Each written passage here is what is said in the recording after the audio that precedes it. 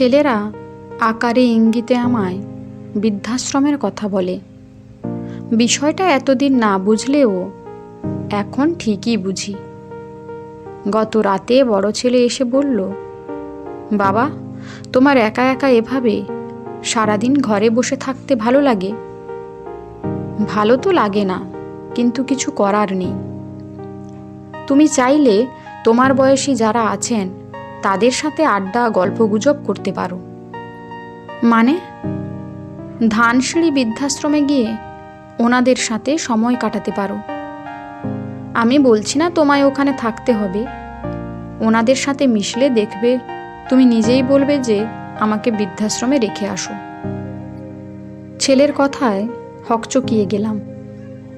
নিজের ছেলে হয়ে আমায় এইভাবে বলছে।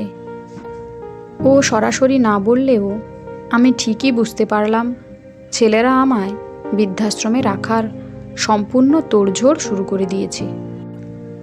আজ সকালে ছোট বৌমা এসে বলল, বাবা, একটা আবদার রাখবেন?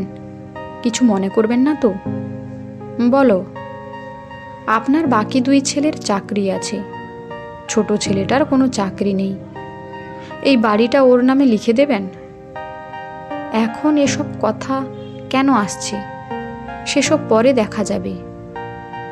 এরপর থেকেই পরিবারের সবাই আমার সাথে এমন আচরণ শুরু করলো যে বুঝে গেলাম এই বাড়িতে আমাকে আর কেউ সহ্য করতে পারছে না। উপায় না পেয়ে রাতে সবাইকে ডাকলাম। সবার মনে দেখলাম খুব ফুর্তি। হয়তো তারা মনে মনে ভাবছে আজকেই সব সম্পত্তি তাদের নামে লিখে দিয়ে আমি বৃদ্ধাশ্রমে যাব। 3 ছেলে, ছেলের বউ ঘরে এসেছে। বড় ছেলে বলল, বাবা, তুমি ডেকেছ? কিছু বলবে? হ্যাঁ। সবাই খুব উৎসুক হয়ে আছে আমি কি বলবো শোনার জন্য।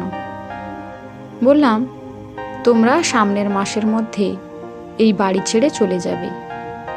যেথায় মন চায় সেথায় যাও। আমি এই বাড়িটাকেই বৃদ্ধাশ্রম বানাবো।